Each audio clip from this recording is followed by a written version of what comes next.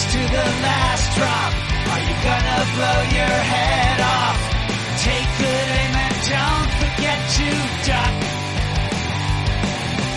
Life sucks every Monday and all the way to Sunday, but I wouldn't have it any other way.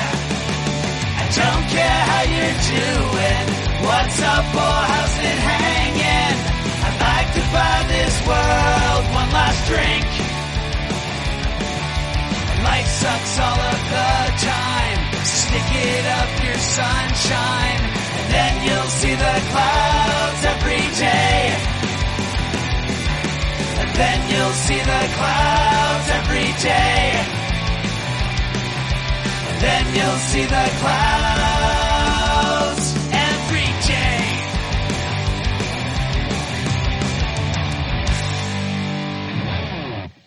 Welcome to the Crazy Life, everybody. I'm Bryan. Joining me tonight is Henno. Hello. And not joining us tonight is Jen because she's a poopy head. And no, she's working late tonight, so she wasn't able to join us. So it's just us for this week. So yeah, deal with it. So how was your week, Henno?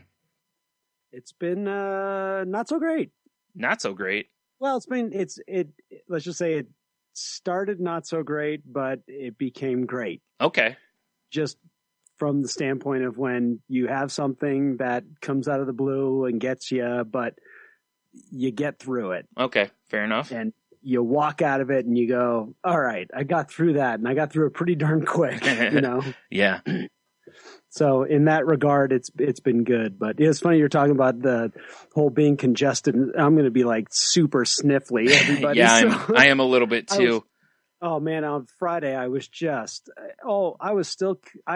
think I brought some crud back from Chicago. Yeah. And it just got worse and worse. And by Friday, I was just like sucking down I already take a daily decongestant and antihistamine for my allergies. Yeah. I was drinking NyQuil on top of that just nice. Because my daily wasn't even touching it. Shot. Yeah. So it was, when you ever get to that point where you actually you bend over to do something like tie your shoes, yep. And you feel like all the fluid in your head adjust in your eardrums. Yeah, that's where I was at. Oh, yeah, I totally understand. Yeah, just neti potting myself. I've been the same way. And honestly, it was about Friday.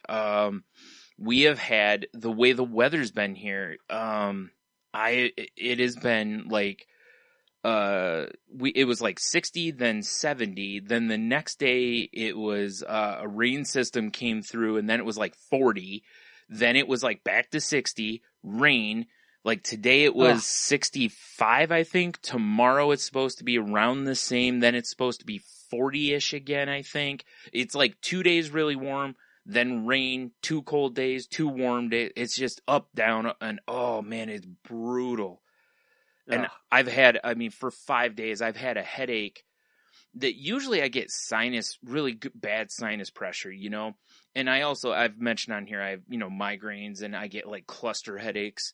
And I've got one that seriously feels like someone's just jamming something in between my eye and my nose. And it's been there for 5 days. Oh, man. Yeah. And it's, so I went to the neurologist yesterday, and I haven't taken any sinus stuff because I don't know what I could take with the stuff I'm taking for my migraines.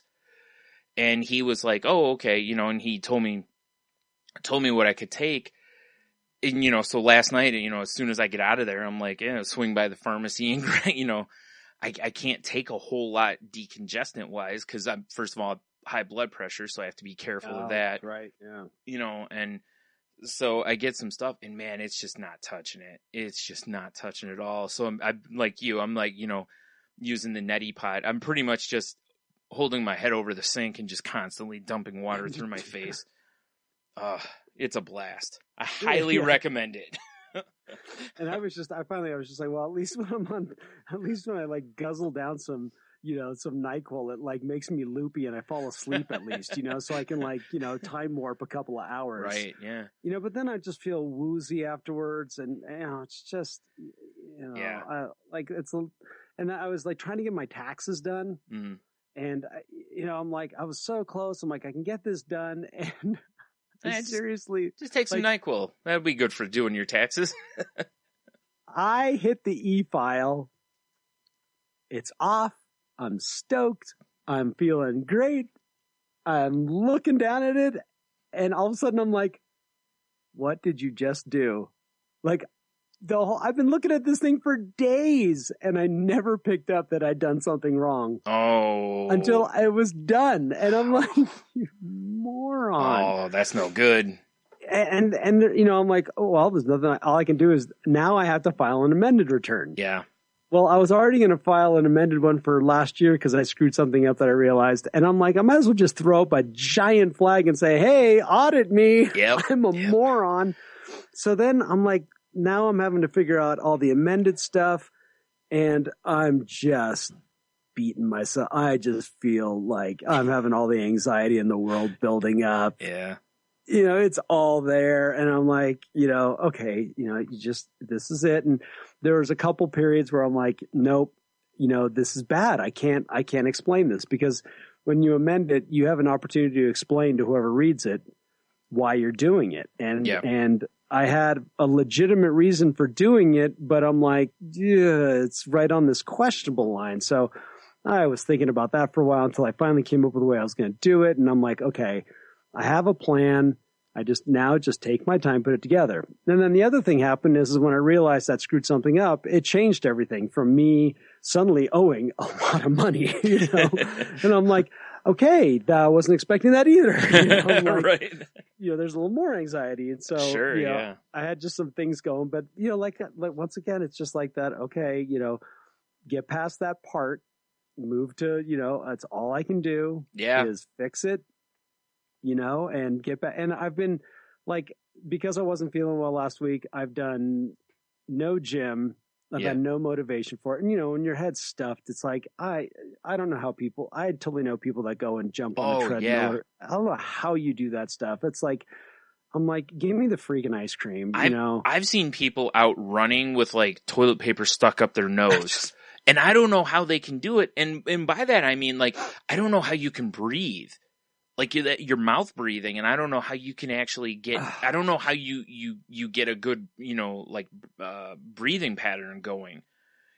Because it's hard as hell to breathe through your mouth while you're running. Then you got your headache and you're pounding.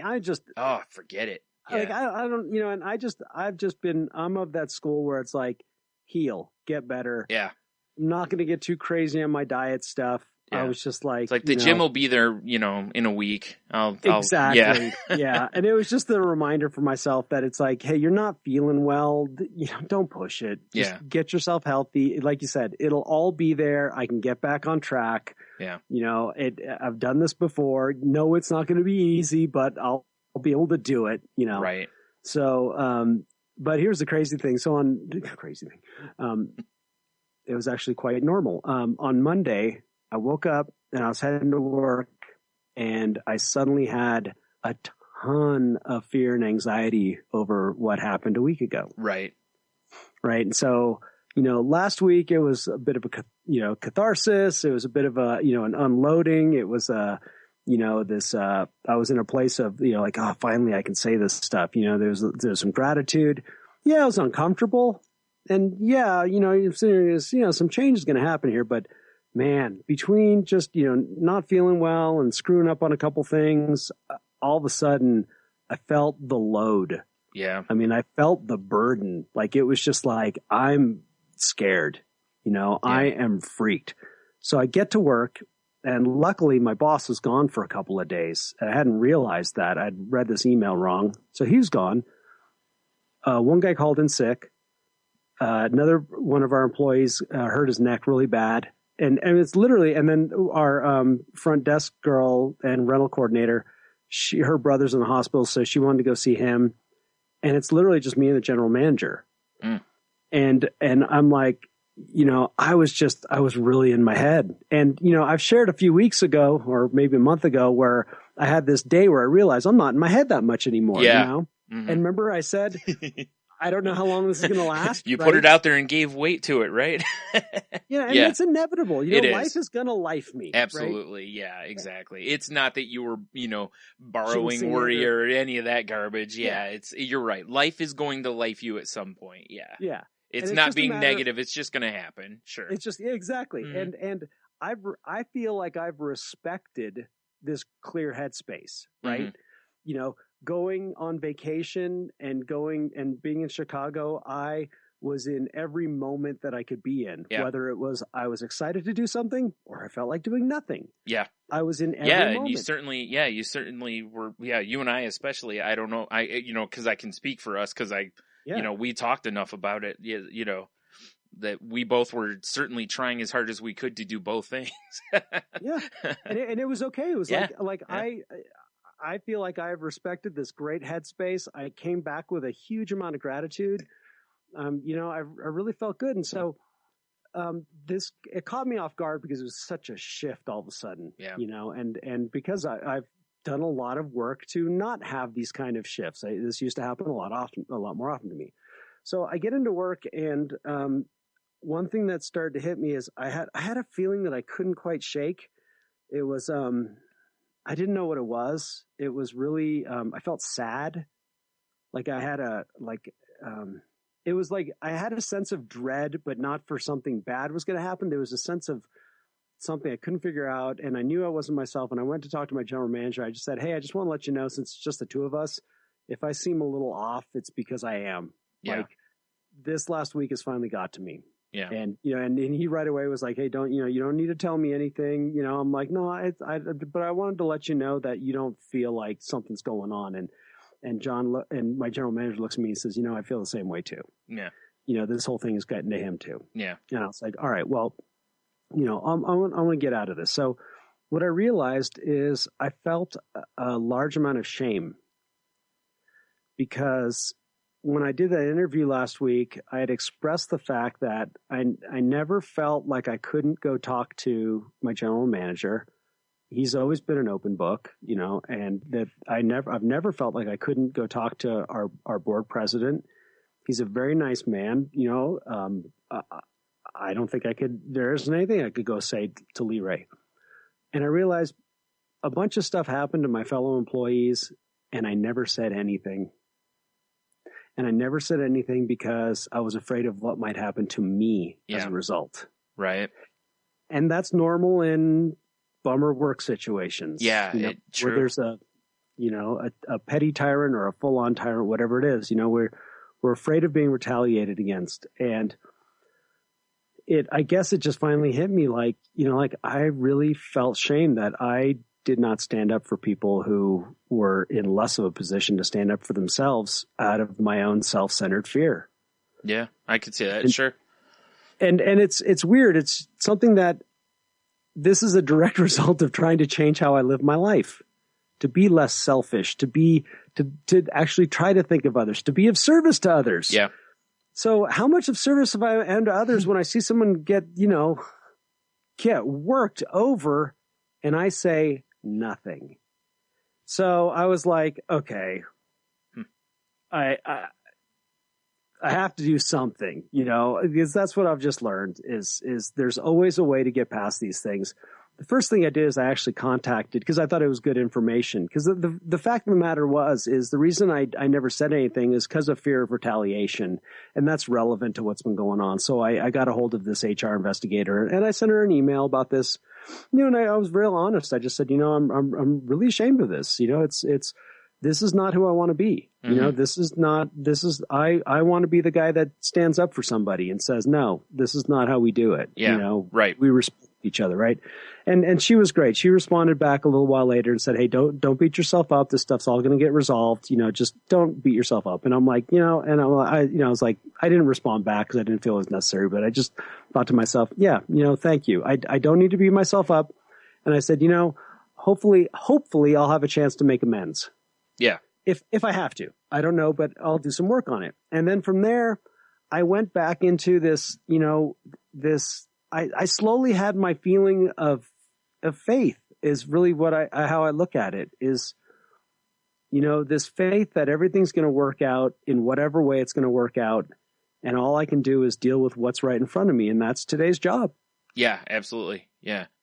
And back into those simple tools of, when I start letting people, places, or things rent space in my head. Yeah. For free. Yeah, absolutely. Yep. It is. Yeah. I mean, and I'm sure that she was able to tell you that because I bet she has that happen a ton. Exactly. Because as soon as you said that, I was like, oh, I've been there. I had everyone's been there. Yeah, I had a general manager come in one time and was asking me a bunch of questions.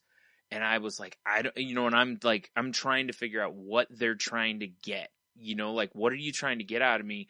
And then like 2 days later, I was off and they called me and they're like, hey, can you come in at like noon tomorrow? And I was like, yeah, I guess, why, what's up? And they're like, oh, we're just doing something, whatever. I come in. It turned out they had fired like 3 managers and half the staff. Wow. Because they had been stealing. They had been lying about stuff. And yeah, and it wasn't that I had really narked on anybody, but they were basically kind of vetting everybody. And, nothing had been said about me because that's not who I am. And basically they were kind of just looking for, and from what I was told later, a bunch of the people kind of told on themselves. And I didn't, because there was nothing to tell on. But, and I was like, when I went in, I was like, whoa. And, and that's, the reason I had to come in was because I was being briefed on how to run a store. So I went from being like a guy who was, at one spot to where they were like, yeah, we're pretty much, until we can get some other stuff in here, I was like, okay, I was like, wow, and then I was like, I was beating myself up because I'm running through all of it. Like I was friends with those people, and I'm like, man, did I get somebody fired? Did I say like, going through my head, like, I hope I didn't say anything that maybe could have been misconstrued or, and all that kind of stuff. And my DM took me out to lunch and was like, nothing you did or said. He's like, we already basically had him in our crosshairs, kind of a thing. And I felt so much better after he said that because I was beating myself up bad over it because I really thought that I might have cost people their jobs, and it's one thing if I catch someone doing something, I know I've cost people their jobs and I have no guilt over that, for stealing and stuff. I don't care about that. But like for some of them, I didn't know that they had done anything, and I'm like, I hope I didn't like speak out of school or whatever, so. Yeah. And this situation is just tough overall. And there's going to be some anxiety. There's going to be some fear. And oh, sure. That stuff goes back to normal. But, all of a sudden I started really taking some stuff personally, and it was funny as the afternoon went on, I got a hold of, one of my coaches and said, hey, can, we get together tomorrow? He's like, oh yeah, absolutely. And even just having that little bit of it was like this thing where rather than dwell on it, I just went, okay, what are my steps out of this? What are my tools? Right. Okay. First thing, write this down. So I wrote it out and I looked at it and I went, okay, do I want to email this? The old, does this need to be said? And I'm just like, you know what? This is relevant. And this person has told me that I am to confide in her. Mm-hmm. And so I'm like, okay, I'm going to send this, and so I did. And part of it was just the process of up and out, rather than suck it in, up and out. And then the next thing is, okay, I know who, the person that knows me, knows the situation, set up an appointment that I can talk to them. It's the next step from a counselor. And I had that in the back of my head too. Like, okay, well, if I need to get a hold of Terry, my counselor, I'll get a hold of Terry. But all right, so we got some things done. Now let's get on with the day. And it worked. And as the day went on, I felt better. And then Monday night, I did a podcast. Tuesday was kind of back to normal. Went and met with Tom. Tom had some great advice, like the usual, you got to quit hoping for a better past.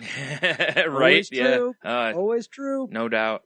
Maybe you'll have an opportunity to make amends if you even need to. Start doing some writing. Great. I can do some writing. And then the best part was this kind of open-ended fear of what's going to happen.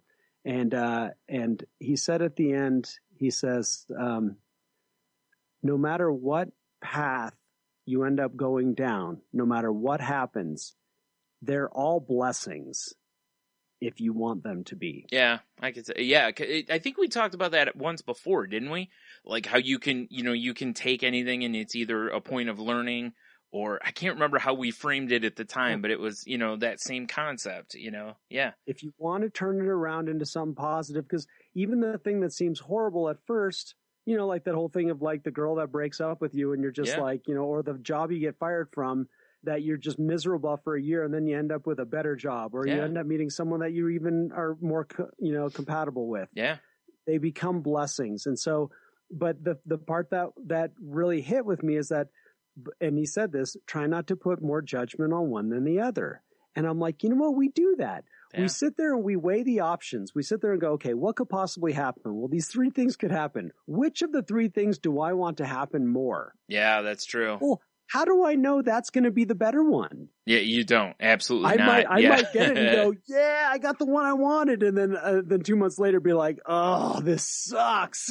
Seriously. And all you need for proof of that is relationships will show you how flawed that is so many times. How many times you get in a bad place with a relation, or you see someone else in one and they're like, well, I just hope we can get back together. Then they get back together and it's horrible, or someone cheats or this or that. And it's just like, maybe the best path would have been to just split up, and you didn't want that. You wanted to get back to it, it's just. Yep. You wanted the relief. You wanted that quick fix. You wanted that thing that, whatever gave you some advantage. Yeah. And, and it was exactly what I needed to hear, which is, once again, it's like, I am not in charge. So when I talk about faith within me, and everyone has their own versions of faith. Yep. Some people it's God, some people it's, their inner peace, whatever it is. The main thing about it is it's not me. Yeah. I'm not God. I'm not inner peace by a long shot. Right. I'm the opposite of that. And that is, once again, that's not what I'm not in charge. Mm-hmm. I can't be. I'm way better off when I let that stuff go. Yes. And just stick to what's important, which is where am I standing right now? Yeah. And so, like I said, it was a tough beginning of the week, but where I'm at right now is a reminder of, and I felt that faith growing more and more, which is just that confidence of that I've been given over the year. I mean, it's a cognitive training. Yeah. It absolutely is. Yeah. It really is. You can look at it, you can take it, and you can look at it scientifically or spiritually. I don't care how you do. Yeah, I had somebody tell me once something about that life is like an endurance training, for like cognitive behavior kind of a thing. And I was like, yeah, it really is, because, and I don't mean that in any sort of a negative light. It just is, you're constantly, changing how you look at life, and it really is. And sometimes it's a grind. Other times, like you were saying, you kind of just, maybe kind of float along a little bit and just enjoy it and let it take you where, let it take you where it's going to. Real quick before you go into the next part, I wanted to point out how great I think it is that, and you and I have both kind of brought this up, lately, that like before Chicago, I was like, I made sure I scheduled a therapy appointment because I wanted to get the tools in my arsenal. I wanted to prepare myself before I went, and you were like, hey, I'm off track a little bit here. Boom, right to getting get your coach in line to help you get back on track. And, I want to mention to people listening that this is why it's important to not just go to therapy when you're in a bad way, but sometimes even when you're on a good path, therapy is important because it helps you keep your patterns going, and so that you also get a formula for success while things are going right. That way you don't kind of get back off the track, because life can be good and you could all of a sudden be like, oh wow, I've gone to excess somewhere and end up in a bad place, and it can help you stay where you need to. Yeah, and that's the real truth here, is that even though I've been in a really great place for the last, couple of months and stuff, I still met with Tom. Yep. I still got together. I still checked in. I still did all these things that I do that I know. It's so easy for us to rest on our laurels once we found a measure of success. Yeah. You don't lose a bunch of weight and then just stop working out. You know, Yeah, I mean, literally, it's the same concept, you know. Yeah, and we do it all the time, whether it's training, educating ourselves, learning something new, working on mental health stuff, whatever it is. And it becomes easy to suddenly rest on our laurels when things get better. Yeah. And usually we get reminded of how flawed that thinking is. Yeah, that's why I wanted to point it out, because Yeah. I've noticed it in people that I know over the last couple weeks. I've heard it a few times from people, and it's kind of, and I've mentioned it to you a couple of times when I've heard it in people, and I'm kind of like, whoa, it's like that. It isn't, you know, in my head, I'm kind of going, it can be dangerous. And I don't mean that like in a fatal kind of way, but that can lead you back down a path that you can end up kind of relapsing or whatever. And, you know, even if it's not forever, but, you know, until you get a good sense, you know, cause like I said, it's like, you know, working real hard, you lose a bunch of weight and then you're just like, I'm done going to the gym forever, you know? Yeah. And you're like, no, maybe, you know, you got to maintain at some point. Otherwise you might end up back, you know, to where you were ahead of time, you know, before. So, yeah. And just to close this out, you know, one of the last things I was reminded of, okay, yeah, gratitude list, you know, it's something I got to remember. And that the real simple fact of the matter is, and this is, it's hard when you're down, but you know, when you get into a lot of fear, whatever it is, whether it's financial, you know, personal issues, professional issues, sometimes the world gets pretty bleak. yeah. Usually for myself, it's because I'm making it bleak. Mm-hmm. The reality is tomorrow the sun's going to come up. Yeah. You know, I'm Like- going to wake up. Yeah, like we said that one time when you and I did the podcast, Exactly. when it was like even your worst day is only 24 hours. You know, And my Yep. dog's going to wake up and nuzzle me. Yep. And you know, how bad is that really? It's all going to work itself out. And yeah. so today, you know, I'm actually, you know, I'm really happy to talk about this because these are victories to turn this around. I mean, I was really in a bad place for a good half of a day. Yeah. And then it just got better and better and better. And I'm okay. And this won't be resolved for another week. Mm-hmm. Probably at least. I don't know. Some things happened today, but it's, you know, it was minor stuff. And I just need to be okay with it. Yeah. I just need to be okay with it and do that next indicated thing, which is, you know, tonight was, okay, we're going to do a podcast, you know? Yeah. Yeah. And that's the that, thing. so. And, you know, and that shows it because, you know, realistically knowing that's not going to be resolved for another week, it could be, for a lot of people, it'd be easy to look at that and like, I'll be honest, if I was looking at that, I would be just terrified of the next week essentially, because I know I would probably have trouble sleeping. I'd have issues, you know, I'd probably have heartburn and issues, you know, because I'd be anxious and nervous the whole week until it was resolved or whatever.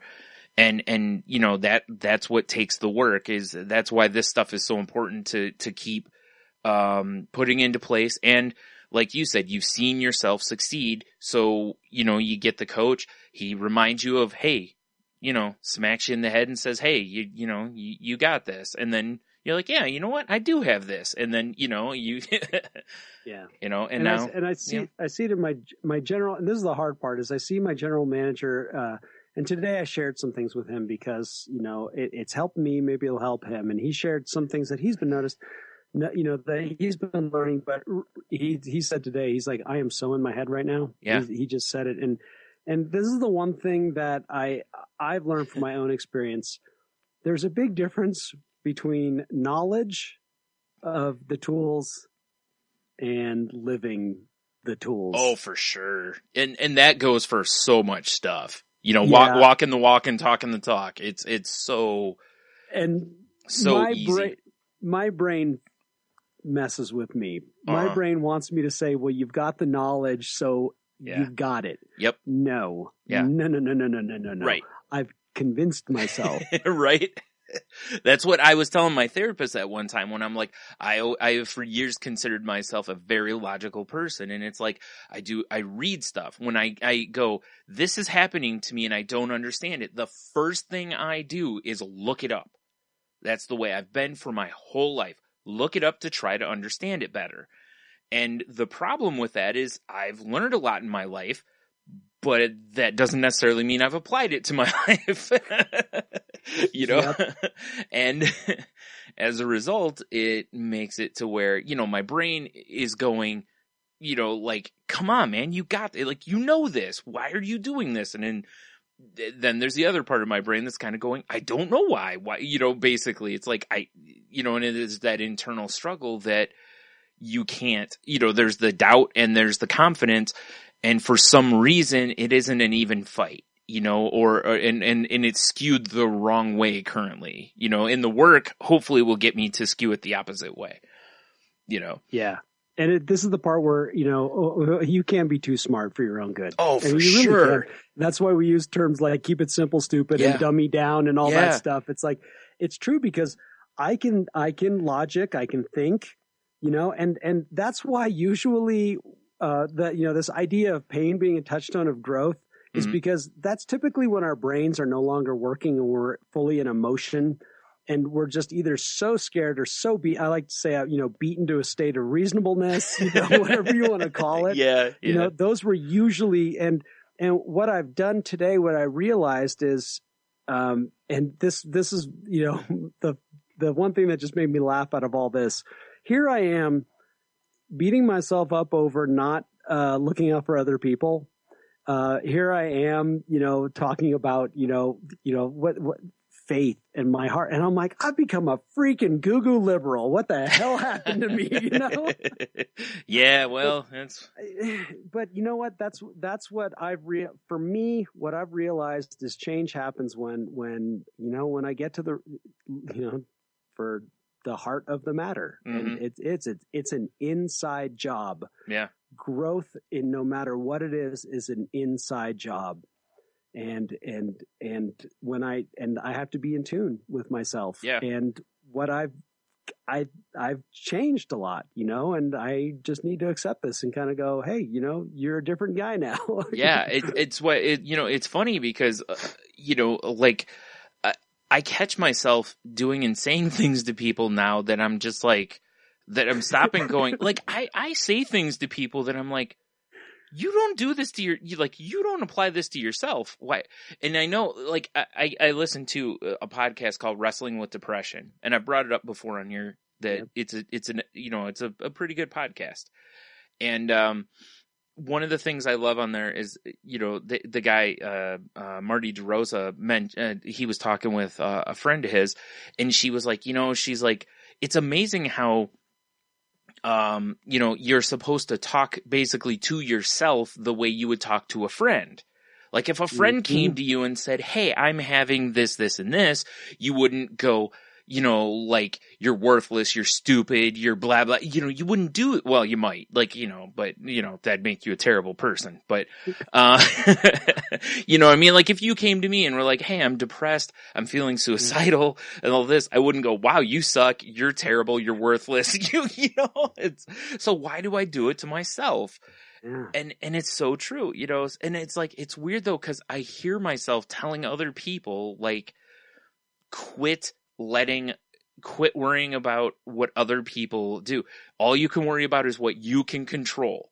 Let them worry about reacting to what you do. You know, like I hear myself telling people this stuff and I'm going, I'm clearly learning stuff from my therapy, but why am I not applying this stuff? You know, because like you just said, learning and applying are totally different things. And, you know, I'm trying and I am applying some of it. We've had glimpses of proof of that over the last, you know, few weeks and stuff, especially, but it is funny that I'm catching myself doing it, you know. That's that part where we talked about joy from those moments of clarity. Yes. And usually those moments of clarity where it's like, oh yeah, that's the thing I tell everybody else. Right. Yeah. And you go, oh well, I can do it myself. Yeah. That's what my therapist always asks me about the cognitive thinking or the distorted thinking. Distorted thinking, yeah. And I'm like, I hear so much of it, you know? And I was like, and every time I do, I want to be like, stop it. But then I go, nope, you can't control them. You can't change the way they think. And I'm like, but I want to tell them not to control them, but to help. I want to show people, I want to like hand them the worksheet and be like, go read this. It'll make a difference, but at the same time, it's not, if someone doesn't ask you for help, they're not receptive, and, we've gone over that on this. So it's, and it's such a fight for me because, part of the distorted thinking is one of the things on there is the need to be right.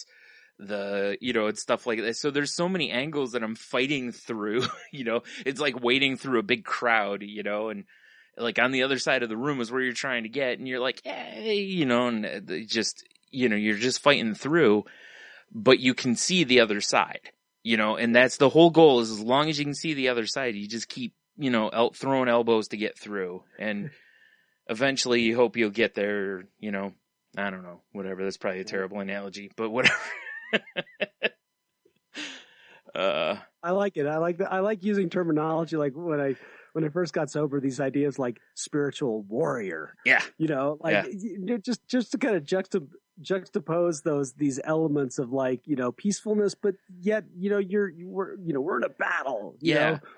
Well, you are though. My therapist actually mentioned that to me because I said something the one day about, I was like, a lot of people don't understand that I wake up every day and it's a fight. And she goes, it absolutely is. She's like, you're fighting for your life every day of your life. Yep. She's like, you will for every day of your life. She's like, eventually you may not have to fight as hard. Maybe like right now I've got to kick and scream through it. Eventually maybe all I got to do is just kind of smack a hand away, Yeah, because you'll be the Zen master. Yes, exactly. Yeah, I'll just use chopsticks or something. But, and that, I'm the same way as you, though. It's like I like this mentality of, like I said, that crowd and, like a mosh pit. And you're just violently working your way to the, other side of the room or something. It just works better for me. So, whatever analogy you need to use, go for it, So. Yep. So yeah, that's my week. How about you? Yeah. Well, we kind of covered part of mine, which was the whole, sinus, roller coaster. That's been a blast. Aside from that, part of the reason I went to the neurologist yesterday was to get taken off of the antidepressant that I've been on. Oh, wow. Yeah. And, because I've been having, as I mentioned on here before, suicidal thoughts and, really bad nightmares, just really awful, awful nightmares. And not like the type that I think most people think of. I mean, these are like, picture your greatest fears and picture not being able to wake up from them. Like not just I had a bad dream, but like something you're terrified of. And just put it on a repeat. That's kind of what these were more like. And, waking and, as soon as I told him, he goes, yeah, we're done with that. Wow. And I was like, do you need to wean me off of it? He's like, no. He's like, it's a low enough dose of that one. He's like, we can go right off of it. And I was like, excellent. And I was like, am I going to feel withdrawals? He's like, you might a little, but he's like, again, low enough dose, probably okay. So I'm like, sweet. Because the withdrawals suck. And, I didn't get to pick it up today. I'm going to go tomorrow to pick up, the new one. So it looks like I'll be trying Lexapro tomorrow, which I know a lot of people are on. It seems to be a very commonly prescribed one. You've never been on it? No. So that'll be number 3 that I'm on. So that's part of the process. Yeah, huh? It is. Unfortunately. Yeah. And that's why I've pointed out on here that, you got to stick with it sometimes. Sometimes I've read stuff where people have been on like 6 and 7 different ones. You just, wow. Sometimes you got to get the dose right. And yeah, it's a fight, you got to work through it. But, we'll see. And each one of them has their own side effects and, some cause this and some, they're all a good time. But I'm glad to be done with that one though, because I really didn't like the effects of it. It stunk because I did have like those little flashes though, where I was like, every once in a while I could really go, I think this is working. And I think I catch myself realizing it's working. Like I kind of feel a little bit like I used to, like not gray, but actually like on the warm scale, you know? Mm-hmm.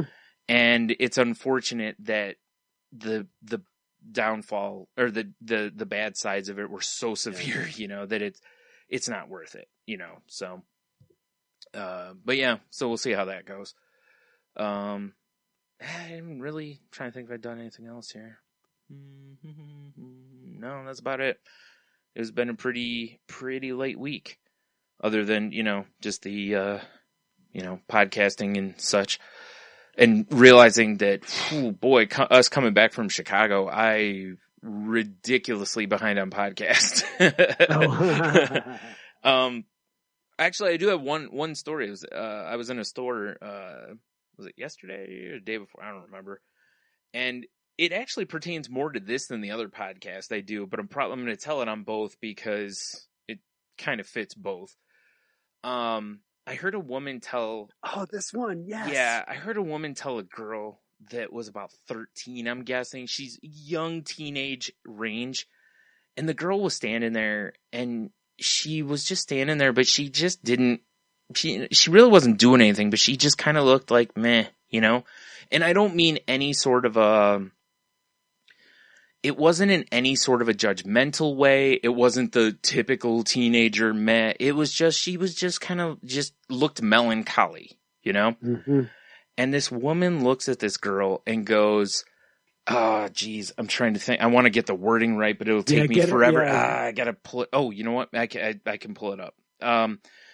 Cause the wording is so important to this. It was. Sorry, this is going to take a minute here. Man, I wish we had some sound effects. Here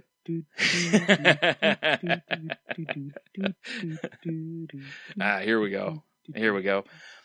She said, she told the little girl to smile because boys only think girls are pretty if they smile. Oh man. And I went just into a blind rage. And first of all, and let me explain why. First of all, I have made it very clear on this show that I hate, loathe, in fact, abhor when people tell me to smile. Yeah. I have for years. And it's like, no, if I don't feel like smiling, I'm not going to smile, you know? And I've dealt with depression for a long, long time. If I don't feel like smiling, that isn't going to work, you know? Like, I know there's some science that it can make small effects. It can make you feel a little better, but, you know, it's not going to cure my depression. But anyway, second of all, you certainly should not be smiling just because the other gender only finds you attractive if you smile. Yeah. Third,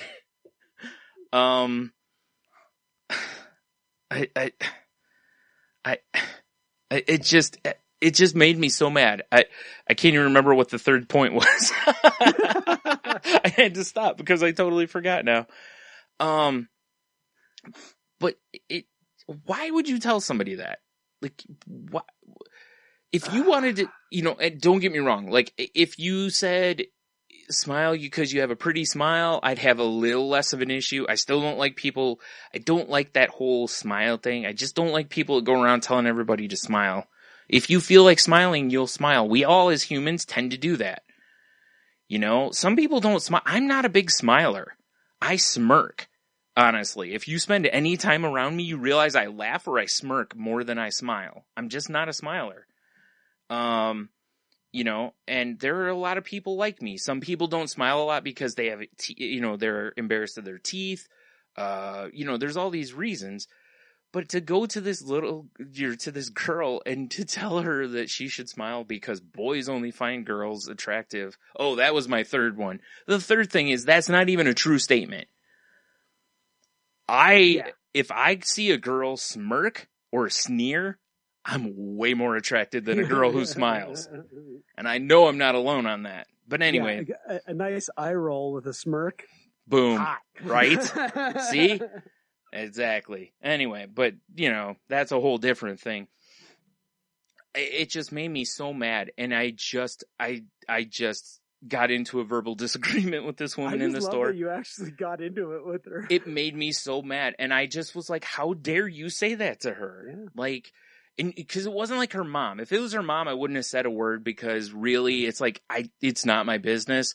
But it was just some woman walking by and she just said this to her. And I was like, how dare you say that to her? And she's like, why? It didn't hurt anything. And I was like, why are you putting that in her head? Like if she felt like smiling, she'd smile. Like, and she shouldn't smile just to impress boys. Like she shouldn't do anything to impress boys. First of all, she's a girl. She doesn't have to do anything except be female. That's all she has to do to impress boys. That's how dumb we are. You know? Okay, truth. But anyway, in seriousness, like, she shouldn't be doing anything she doesn't want to do, especially at her age or whatever, like, to impress boys. It's like, she's in a store. Why is she trying to impress boys in a store? Like, I was just, for so many reasons. It's like, she was standing outside the bathroom because her mom had gone into the bathroom. Yeah. And, you know, and when her mom came out, you know, I heard him kind of walking away and the mom was kind of like, you know, or she was telling her mom, she's like, that guy just yelled at that woman for telling me to smile. And I didn't hear any more. I was like, I kind of want to hear more of this, but I'm not going to like creepily walk behind them. You know, I have already probably crossed the boundaries of, you know, what I should have done, but I don't know. I didn't do it because I'm trying to be some like, you know, advocate or anything. It just made me mad. Yeah. You know, it was just one of those, every once in a while somebody will say something and I'm just like, no, you know, and I don't do it as often as I used to. And because I've calmed as I've gotten older, and antidepressants will do that a little bit too. Also, they kind of calm that a little bit, but when I was younger, I used to have way hotter of a temper, and I would snap when people would say stuff like that. And I would immediately just fire off on them, you know. So, yeah. You know, was she older, the woman? Yes. She was probably mid-50s, 60 range. Because it had just that whole generational feel to me. Yeah, and I didn't get mean with her, but I was still kind of like, you know, I don't know. I had the word, it popped into my head, but I've lost it already, what my initial reaction was. And it's just this, to me, it's just so presumptive, you know, like this, like the. How do you even know what kind of day that girl's had? Well, that's it. Maybe she just found out somebody died. You know, you don't know. She could have horrible teeth. Yeah, that's what I was saying. You have no idea. She could just be having a bad day. Maybe she just had dental work done. Maybe she's in pain. You know, who knows? It's like, just stop it. I understand the sentiment. Yes. And I understand it from an older person seeing a younger person and wanting to instill something. But, you know, it comes back to our last conversation about, you know, letting people experience. It's like, hey, you do you, boo. Yeah, exactly. Yeah, exactly. Right. Now, oddly enough, after this whole thing, telling people to be happy and whatnot, while I was at the neurologist, he asked me what I do that makes me happy. And I was like, yeah, I don't do a whole lot that makes me really happy, because I'm like, I'll be honest, I was like, there isn't a lot that puts me into that side of the rainbow, you know? I've kind of lost that. And he was like, I want you to join a gym. And I'm like, well, I'm kind of financially strapped at the moment and gyms aren't free. So, you know, and I was like, you know, and I was like, I know I need to exercise because of weight and it's good for depression and all that. And you know, and he was like, hey, he's like, I just look at you. He's like, you're a young guy. He's like, you should basically, he didn't say it, but he's like, you know, you should have the world by the grapefruits, essentially, you know. And he's like, and I can see that, you know, he's like, I can tell that this has beat you down. And wow. he's like, I want to see you happy, you know. And again, he wasn't being, that's the sentiment that I think this woman was trying to with the girl. It's very different, though. Yeah, and that's my point. Is it was kind of like, if, you know, I know that's what she was trying to do, but it just, I've heard women like that. You know what? To kind of jump back to this, and I don't mean to go into a whole thing with it, but it reminds me of that whole, like, when somebody will look at someone else and do that whole, like, you'd be pretty if you lost 15 pounds. You know, it kind of reminds me in that too. Like, it's like, that is and isn't a compliment. You know, it's you know. And it's so, the thing about it is it's superficial. Yeah. It's surface level stuff. Yeah. That's why it is a really great analogy. Yeah. You know, it's like, hey, you'd look really great if you changed how you dressed. Yeah. Or something, like, you know, and cause like I've had, you know, one of the reasons I've had someone tell me that before. So yeah. Have you really? Yeah, I have. Yeah. Cause I'm a t-shirt and jeans guy. You know, if you wore betters, I'm like, man, well, tough one. It ain't gonna happen. Like what, like, you know, your conversation, it was with who was it that said that to you? Is it the neurologist? The neurologist, yeah. Yeah. So that conversation with someone like that is someone who, you know, is seeing you regularly and that it comes from a different level. It's why I like being involved with, you know, with groups. I love being, you know, involved with, you know, my, you know, it's kind of, you know, for lack of a better term, group therapy sessions, you know, it is because people get to know you. Yeah. He's read my body language because I go in and I sit down and I'm probably sitting like hunched over and you know, and whatnot. Yeah. And I'm not exuding confidence and, you know. Yeah, exactly. So when I walked in one time to one of my groups and I literally felt like I could tear the building down.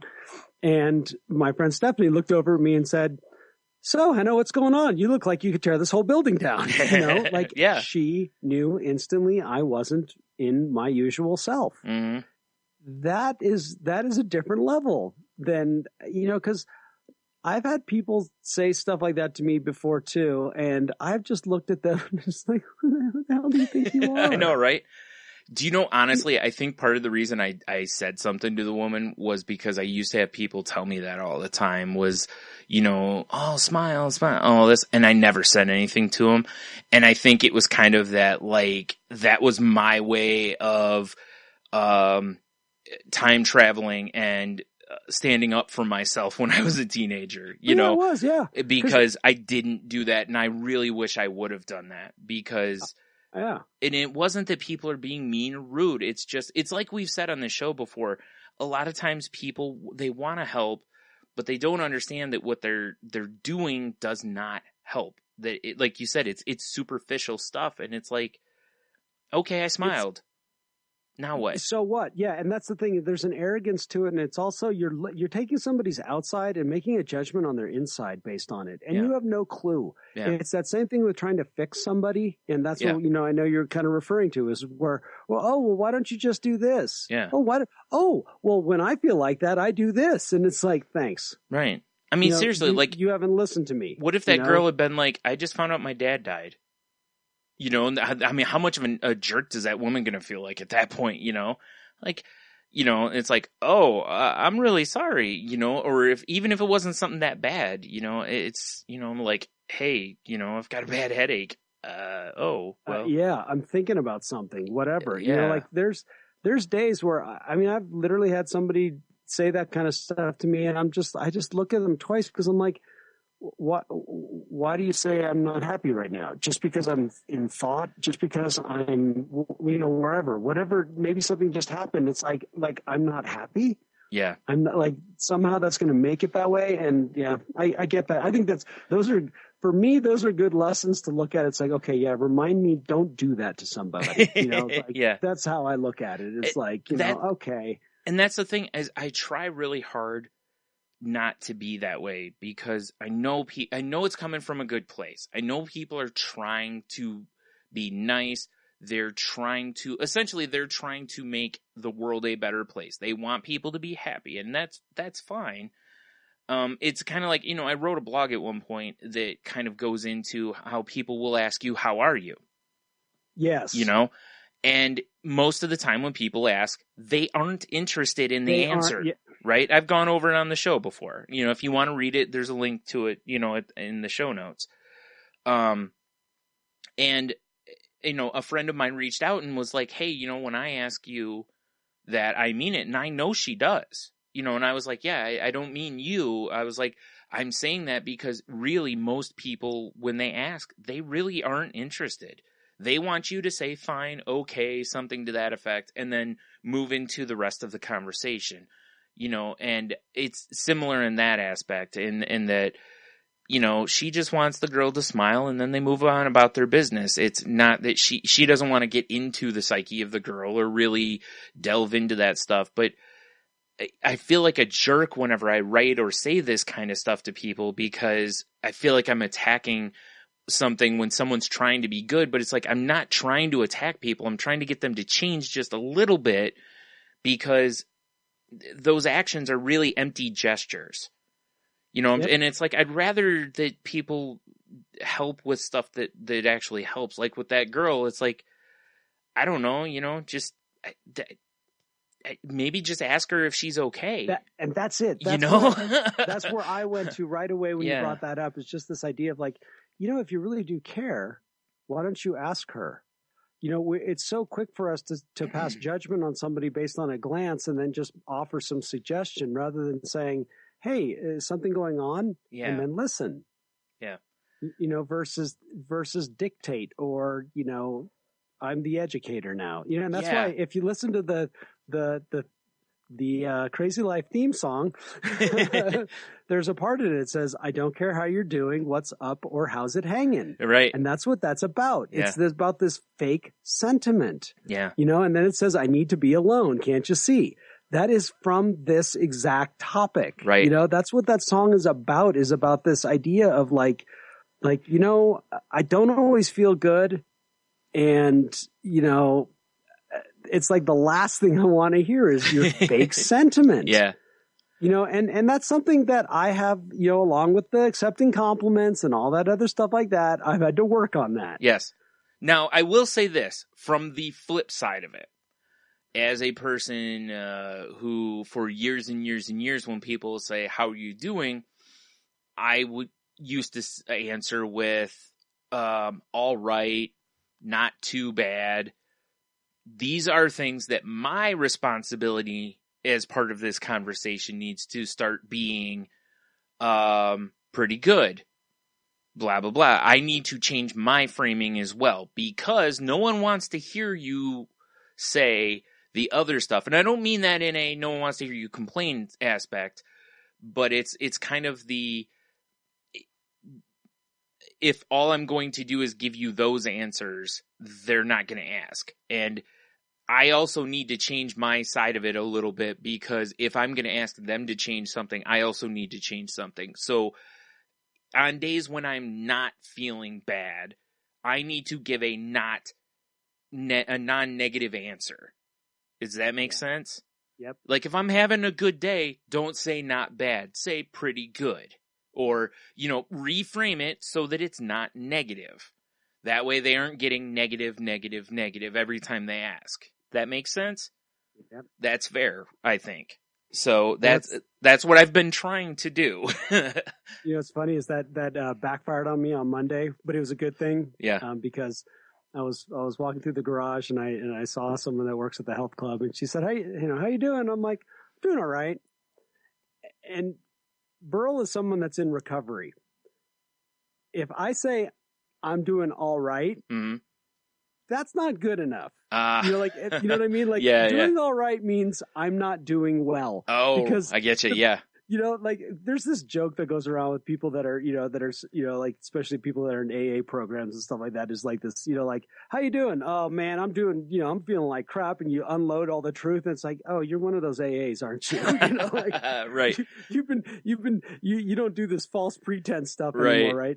But it was funny because it was great that Burl asked me that. She gave me the, like the raised eyebrow. Yeah. Just all right. And I said, you know what? That's what I got right now, and I'll work on improving that today. Right. How's that sound? Bill's like, I like that. And that was exactly it. That Fair was enough. good. Yep. For me to do that. Here, I'm going to do get a little weird spiritual on you for a second. There's a guy that I know. He goes across the country teaching Buddhist Dharma, and we sat down one day, and he really explained to me the idea of karma. And not from a standpoint of like the next life, but literally in the moment. Mm-hmm. And that, and he explained it with their fancy words for everything. But we have our we have our inner Buddha, we have our outer Buddha, and then we have our divine self, that divine Buddha. And our whole goal in life is to make ourselves go from to be that divine. That's our best, that's the best Hanno I can be, right? Right. But, sorry, I just had a Dragon Ball Z final form thought pop into my head. Exactly, sorry. Yeah. Perfect. Yeah. It just, all right. But the one thing that Hazlitt kind of really, I really took from it was this idea that I have an outer Buddha, right? That's my outer self. My outer self can affect somebody else's karma. Mm-hmm. It can be as simple as, putting out a bad vibe. Yeah, I can totally understand that. Yeah. And sometimes people are sensitive to it. Now, that's not to say you should go around all day, being false. Yeah. But I think it's worth being aware that, because sometimes we forget that our outer selves, even if it's just a phrase, like you said, I can reframe this just slightly and have a more positive effect on the world around me. Yeah. And it really made me aware of that. And I don't know if I've talked about it on here before, but my example that I finally realized is when I open an envelope, a bill or something, or it's whatever it is, something that just surprises me, and I instantly curse or say something and just out loud. And girlfriend in the other room goes, all of a sudden her ears pop up. Yeah. Are you okay? And I just go, oh yeah, it's nothing. Well, I just affected her karma. You know what I mean? That's karma. That's the simplest way I can put this. Whatever she was doing in happy peace, I just changed by expressing myself. Yeah, that's true. I could have, and did I follow up with an explanation? No. Oh, no.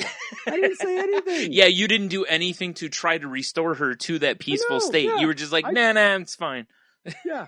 I took her out by, cursing, and then I let her hang in there. And she's looking at me going, not helping, Yeah, right. Yeah, because at that point she's like, well, you got to tell me now, what happened, Yeah, and okay, well, you got me out of this, and it was funny because it was actually, it was an active conversation about this, when you do this, if maybe you could do it a little differently.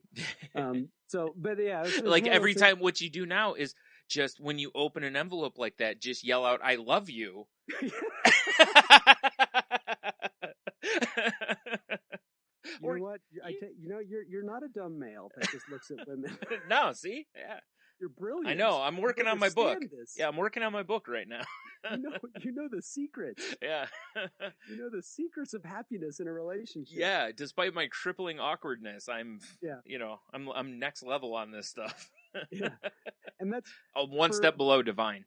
But exactly. You're moving up. Right. I don't want to, pretend like I'm there. So moving on up.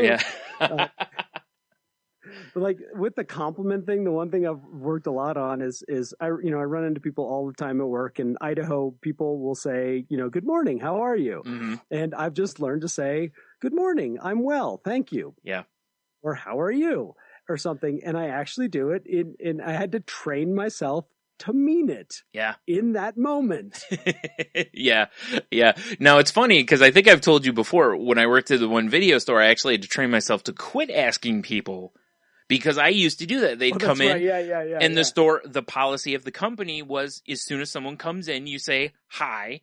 You had to greet them, because it's a loss prevention thing. Plus it's just pleasant, And they'd come in and I'd be like, especially if it was someone that was kind of a regular, but I just do it out of habit. I'd be like, hey, how you doing? Or, how are you or whatever. And there's too many people that are willing to tell you exactly. And this goes back to where I'm at now, because I did not want to hear what they had to say, because I'm in the middle of either waiting on other customers or doing the rest of my work. I can't really engage, or didn't want to engage, kind of a thing. So I quickly was like, I should stop asking, because I don't really want to have that conversation, and that's kind of where that started. And then, but now it's a little different. Now it's like, if you ask, you be prepared for a conversation, because that is an opening for a conversation. And human interaction is the worst. I mean, it really is. Yeah. You know what I think it is it's the worst because in so many ways we're so horrible at it. You'd think it'd be the easiest thing because we all know kind of what we want from things. You'd think we'd all apply it and be okay with each other. But it's so weird when you put a group of us in a room and so many people are trying to get similar things, but there's just people you might as well give us all different instruments and say, play the same song, and none of us have training. You know? Yeah, no, it's a good point. Yeah. You're just bing, bing, bing. Yep. It really is it's truly a measure of who we are inside at a given point in time. Mm-hmm. I mean, it really is. Yeah. You know, it's. I think that's why I've really worked on it a lot, is just because this is a good barometer. You know, this is a way that I can measure. It's like, okay, well, where am I at today? Mm-hmm. You know, can I pull it off? Because, man, there's, you know, when I'm a customer, I don't want someone to ask me if I can, you know, can I help you? Right. Well, if I wanted you to help me, I would have asked you to help me. But on the other side, I've been on both sides, you know, because I've worked enough retail. To make contact. They have to, because first of all, loss prevention. Loss prevention. There's actually a reason. There's a great reason. If you're not aware, it's because most people who are planning to steal, if they've been talked to or identified, they get nervous and they tend to not steal. So that's the main reason for it. The other reason is they want you to feel comfortable in the store. They don't want you to leave without getting something. So they don't want you to potentially walk through a store and go, oh, I didn't find what I want, and leave. That's why, again, at the video stores, if someone was going to walk through and I see empty hands, I'm like, couldn't find anything today? And they sometimes would be like, oh, you didn't have it in. Be like, oh, what were you looking for? And I'd go over and, you know, oh yeah, we just had one come back, or, you know, that kind of a thing. And that's the funny thing is we will do both roles. Yep. You know, you're sometimes a customer, and then you're the customer service rep, and that's at work. I'm supposed to be customer service rep. You know, I am in service to others while I am there. You know, it's like. But I'm the same way, man. I walk in a store, as soon as I see an employee approach me, I immediately am like, shields up. You know, like, ugh. As soon as they start, I'm like, nope. I usually don't. I'll usually say no, thank you, you know, because again, I've been there. I know they have to ask, so I'm usually not terrible, you know. And just like when a lot of, you know, when you go to leave and they'll say, you know, have a nice day, I usually will say, you know, thank you, you too, you know. And you know, although my favorites were always you know, when I used to work the video store, you know, you'd scan the movies, and on the way out, I'd be like, enjoy your movies. And how many times people would go, thanks, you too, because they're anticipating, have a good night. Yeah. And I don't, you know, then you always get that opportunity for okay, I'll bring the popcorn type. Oh, it was so much. It's just stupid stuff like that kind of help break the monotony for you, you know, because you're running hundreds of, you know, customers on the night. But yeah, it is amazing though how quickly we will flip that, you know. Yeah. And we don't like to be approached. No, and it's just good perspective. Then you go into another store and no one approaches you, and you're looking for something, and you're like, oh, what do I got to do to find somebody here? Oh, this is ridiculous. Exactly. You know? Oh God. I remember years ago, Tony and I went into I think it was JCPenney or something, and we were looking at something, and we couldn't find someone to help us. And Tony like blurts out like, you know, something to that effect, like, what do you got to do to whatever? And this woman just like it was Children of the Corn. She just comes out of the cornfield or something.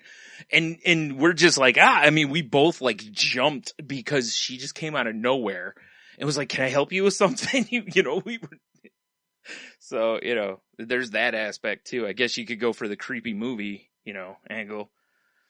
Yeah, it really is it's a really odd sense of self, you know. It's like, you know, it's like, what? You couldn't tell that I wanted to be left alone? Yeah. Well, no, I'm not a mind reader, you know. It's like, I think I'm that important. Yeah, I used to have people say stuff like that to me, you know. They would be like, you know, you'd ask them something there, but they'd be like, oh, you don't have to. I'm like, no, I have to say this to you. Like, if I don't, I can get written up. If my boss walks through here and he sees you walk down this aisle and I don't say something, it's, you know, I'm going to get in trouble. You know, it's in the handbook. Every time if a customer's within 10 feet, you better say hi. You know, okay. Like, I'm just doing my job, ma'am. Like, you can say no and I'll go about my merry way. I'm not insulted in the least. In fact, that's probably, I'm happier if you say no, you know? Yeah. I can just go do whatever. Yeah, rather than giving me the Gettysburg Address. Yeah. Yeah. You say no, I'm like, cool, I can just go stand over here and stare at something. I don't have to deal with anybody. Funny, I was just looking for it was a yes or no question. Yeah. Right. Oh, man. Yeah, that's good. That was a great segue. Yeah. Or tangent or whatever you call it. All of it. Yeah. All of it, that too. Yeah. Ah, good stuff. Yeah. So, did you say what your win for the week was? I don't remember. My win was turning that around on Monday pretty quick. Yeah. I can see that, yeah. Getting into the tools.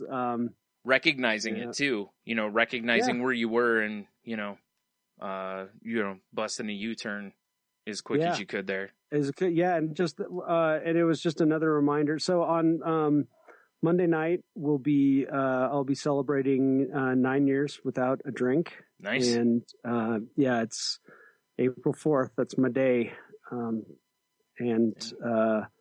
I'm looking forward to that. I've been forgetting it just because of what else is going on. Mm-hmm. But what happened Monday reminds me of this is what I'm grateful for. So, I'll have an opportunity to share this, anniversary, birthday, whatever you want to call it, with some other people. And I'm going to talk about what happened this week. And I am truly grateful for all these lessons that people have taught me. About how I can change the way I think. I never thought I could. I always thought that I'm stuck this way. This is who I am. I'm never going to change. But you know what? I was proven wrong. And I was proven wrong by other people that did it before me. And I'm grateful for them. So that's what I'm going to remember this week is that. And look forward to, having a nice day of reflection on Monday. Nice.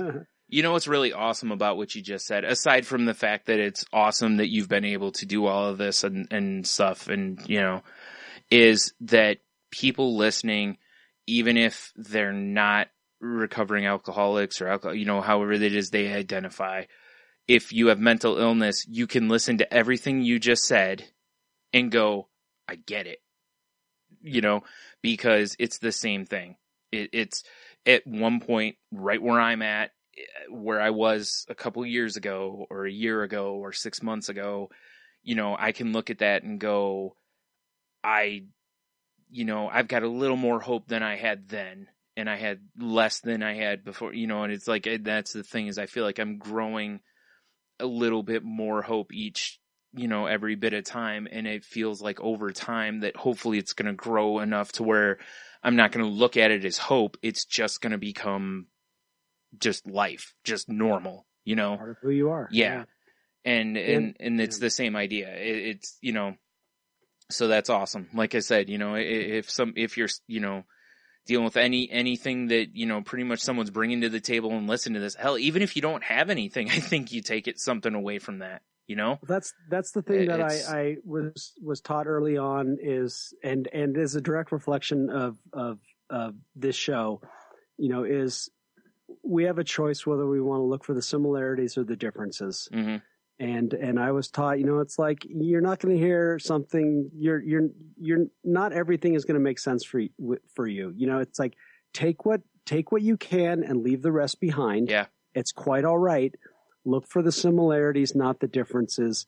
You're more likely to get some benefit from that rather than looking for the reasons why this doesn't apply to you. Yeah. And the first time I listened to you and Jen, and I still remember it to this day, where I was walking the dogs and I popped it on and it was exactly what you said. I'm like, wow, I can relate to all of this. And I remember sending a text right off, right out the bat. And I was inspired instantly. And so to be sitting here today and having this wonderful opportunity every week to check in, I can never have enough of that. I can never have enough of checking in, being accountable, and setting goals. And for that, I thank both of you. Yeah, it's been awesome for us too. And I know Jen's not on the show tonight, but I know she feels the same way. it's been awesome for us, you know, and we were excited to have you join us because, you know, we both love talking with you. And like you said, it's just as we got talking, you know, cause we had talked a little bit before cause you had been on Salty Language and we had talked on the, you know, net and stuff, but it was interesting. Like you said, how we started as we're talking and we're just like, man, there's so much of this stuff that just runs the same road, you know? Yeah.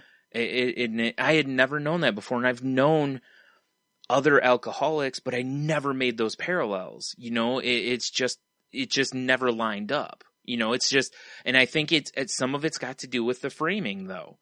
Yeah. The way you frame stuff, and then as we get to talking, and it's like, and maybe it's also just where you're at. You know what I mean? Like, I'm in therapy now, so I'm doing some of this work, and where you've been through a lot of that. So it's, this stuff lines up better maybe than I did with other people I've known in the past. And, you know, it's really interesting. And, you know, anyone out there, maybe you're just starting, or maybe you've been through all of it too. And it's, you know, wherever you're at, keep going, and hopefully, you know, what we're doing here helps you. And if you know somebody that it can help, or if it can help them understand somebody that they know, you know, please share it with them. I've already had people in the past contact me and, you know, tell us that they learned a lot about a loved one, you know, about a wife, or one person told me that like their was it their dad? I think it was. Like, one guy reached out to me and told me his dad has depression and he never understood a lot of it, and he's picked up some stuff. So, you know, anything like that can help, you know, that's all we're here to do, you know? So, and like you said, it's good to check in. For me, that's been part of it with me too, is I feel so accountable to do this. Yep. You know, that even if nothing else, and I told my therapist this, I almost feel like I have to keep doing the work on me because I have to do it for this, you know? Yeah. And it isn't that I do it for this. I'm doing it for myself, but it's in my head. I also know that I feel like I kind of got to do it for this too. But my win for the week would be, and realistically, it's getting off that medicine I was on, because it's, you know, I mean, you know, and also I think in a way in my head, it's kind of, you know, like standing up to that woman, because like I said, I don't know. I've had bouts I've kind of had ebbs and flows in my life where, like I said, I've stood up. I've always been kind of known for just saying what's in my head, you know, and it's made me and lost me a lot of friends, and that's who I am, you know.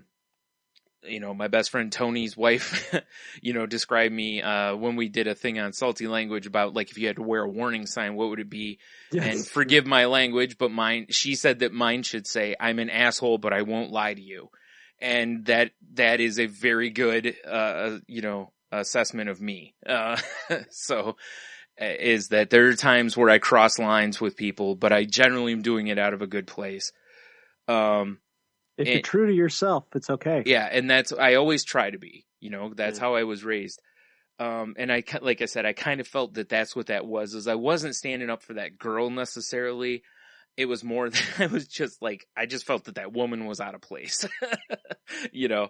And like I said, I almost, like, in your head, you know, you have that flashback to someone saying it to me, and I'm just like, yeah, you know, so I think that was kind of where that was, where that came from. So between those two, I think that's kind of my win for the week and everything. And just being active in your recovery is huge. Yeah. Going in, making those changes, it's not easy. They can be scary, and that's a big deal. That's you know, where I hate to say it, but it's hard to make getting better a routine. Oh, it is. Seriously. But that's what you got to. Yeah. You're at that point. Yeah. Okay, I'm going in. Yep. You know, that's it. And I'm facing down, you know, starting a new medicine, which and again, I know there's going to be a week of hell, because transition. Yeah. That first week, usually your emotions are kind of all over the place. So it's, you know, hopefully I don't have a bad reaction, because sometimes they can just from minute one just send you, you know, I'm not worried about that, but it's just a, there's a realistic chance. That's it. And, but it's part of the dice roll, so. Yeah. Part of the work. Yep. But we'll see how that goes, and I'll talk about it next week, I'm sure. So, all right, I guess with that, we should probably wrap up, I guess. Yeah. So we just didn't really have a topic today. We just kind of rambled around. So I don't know. I feel we kind of had a topic, but it wasn't like a designated topic. Yeah. So, geez, now I got to remember all the stuff Jen does. One of these times I'm just going to like cut it out of there. And then when she's not on the show, I'll just like play it. just throw it in there and be like, hey, look, Jen did join us. If you want to continue the conversation, as she says, you can email us at thecrazylifepodcast@outlook.com. Our website is thecrazylifepodcast.weebly.com. If you would like to contact Jen, it's Jen's Crazy Life on Twitter. That's Jen with a G. Is trying to think. I feel like I'm forgetting one of her links right there. One of the links she says. I can't remember. Oh, well. We're part of the Tangent Bound Network and the Wicked Radio Network. And Henno, how can they find you on the internets? You can always find me on Twitter at Ida Henno, and you can always, send an email to the show, and that always works too. Yeah. All right, fair enough. That's about it. Yeah. The Twitter for the show where I just post that there's new episodes, and I actually posted a link today. If you folks haven't seen, it was brought to my attention by Jason Brigger from the History of Bad Ideas podcast of Wentworth Miller responding to a meme that was put out of him where it shows him when he's really skinny, and then one where he was like fairly heavy, like where he had gained a bunch of weight, but it was while he was going through some really bad depression, and food was his comfort. You should go check that out on that Twitter. It's the Crazy Life Pod on Twitter. So I tweet out stuff like that occasionally if I find interesting links that, more that's like links, but probably not something we're going to get into on the show. I'll throw up on there once in a while. If you want to find me on Twitter, it's at Stunami. My other podcast is Salty Language, or on Twitter, it's at salty_language, or saltylanguage.com. And then I will also say that, we're not doctors, therapists, trained professionals, or anything like that. The show should not be, a substitute for therapy or anything of that nature. And, please don't self-diagnose. If you think you need help, please go seek professional help. As Henno and I have both, kind of attested to here, doing it yourself is, no bueno. Go get help. Even if it, whether it's a support group, a doctor, something to that effect. And, if you are in a position that you're feeling suicidal, whether it's, thinking about it, making a plan, or if you're, actually at a point of thinking about doing it, first of all, please try not to be alone, because that's a terrible, terrible idea. That's what the illness wants, is for you to be alone. Contact someone in a support group, or, your support system. I mean, if you have one. If you don't, call 911, tell them you have a mental health emergency, call a suicide prevention hotline number, or something along those lines. But, like I said, please do not be alone. And I think that's all I got. Henno, you want to say anything else? Nope. Just keep breathing.